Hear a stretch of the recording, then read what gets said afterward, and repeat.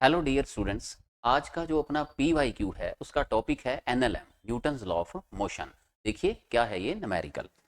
देखो बेटा, पहले हम इस न्यूमेरिकल को एक्सप्लेन करते हैं। देखो इसमें प्रीति क्या करती है, मेट्रो स्टेशन के ऊपर जाती है। ठीक है, प्रीति बेटा एक स्टूडेंट है, उसको मान लो स्कूल जाना है अपने, तो रास्ते में मेट्रो स्टेशन पड़ता है, तो उसको मेट्रो स्टेशन से स्कूल जाने के लिए अप डाउन करना है या मार्केट जाने के लिए कहीं भी। तो देखो इसमें बेटा क्या है कि किसी दिन प्रीति मेट्रो स्टेशन पर जाती है, तो उसको देखती है कि एस्केलेटर उस दिन बंद था। जब एस्केलेटर बंद था तो उसे सीढ़ियां खुद चढ़ना पड़ता है, सीढ़ियों पे उसको चलना पड़ता है।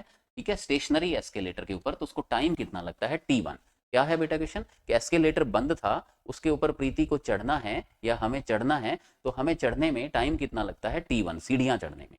किसी और दिन क्या होता है कि एस्केलेटर चल रहा था, किसी और दिन क्या होता है एस्केलेटर चल रहा था, तो हम उसके ऊपर स्टेशनरी, हम उसके ऊपर खड़े हो जाते हैं, तो हमें एस्केलेटर ऊपर ले जाता है। तब इस केस में जो टाइम लगता है वो कितना लगता है T2।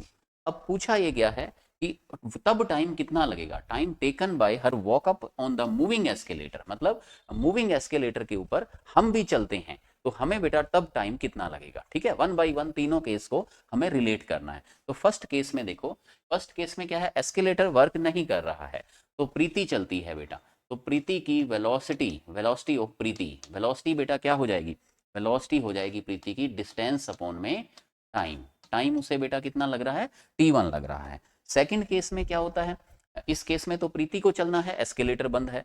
सेकंड केस में बेटा क्या है, एस्केलेटर चलता है, तो एस्केलेटर की वेलोसिटी क्या हो जाएगी, डिस्टेंस अपॉन में टाइम। टाइम अब उसे T2 लगता है। डिस्टेंस तो बेटा सेम ही है ना, एस्केलेटर के ऊपर हमें नीचे से ऊपर जाना है, तो डिस्टेंस तो बच्चों सेम ही है।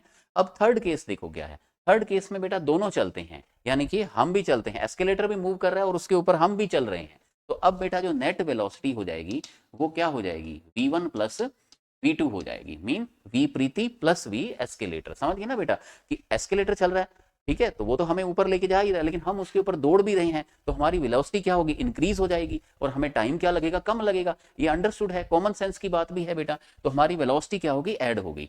अब ये जो वेलोसिटी है ये बेटा क्या होगी, डिस्टेंस अपॉन टाइम। डिस्टेंस तो सेम ही है बेटा, डिस्टेंस तो तीनों केस में सेम ही है। टाइम अब टी जो लगेगा वो हमें फाइंड करना है। और फर्स्ट केस में प्रीति की वेलोसिटी क्या थी, x/t1, और एस्केलेटर वाले केस में x/t2। तो इसमें बेटा x से x तो कट जाएगा, तो आंसर क्या आ जाएगा, 1/t is equal to 1/t1 plus 1/t2। जब हम इसका बेटा एलसीएम लेंगे, इसका एलसीएम लेंगे तो सॉल्व करने पे t की वैल्यू आपके पास क्या आ जाएगी बेटा, t1 t2 divide by t1 plus t2। ये बेटा आपका फाइनल आंसर हो जाएगा। ठीक है, ये बेटा जो टाइम होगा ये कम होगा, T1 से भी कम होगा और T2 से भी कम होगा। ठीक है, क्योंकि वेलोसिटी बेटा ऐड हो गई है, तो वेलोसिटी ज़्यादा हो गई है, तो टाइम क्या लगेगा, इसको कम लगेगा। तो ये बेटा आपका एक अच्छा सा इंटरेस्टिंग क्वेश्चन था। इसमें 3 केस थे, और इसमें हमने क्या देखा, तीनों केस में डिस्टेंस तो सेम ही है।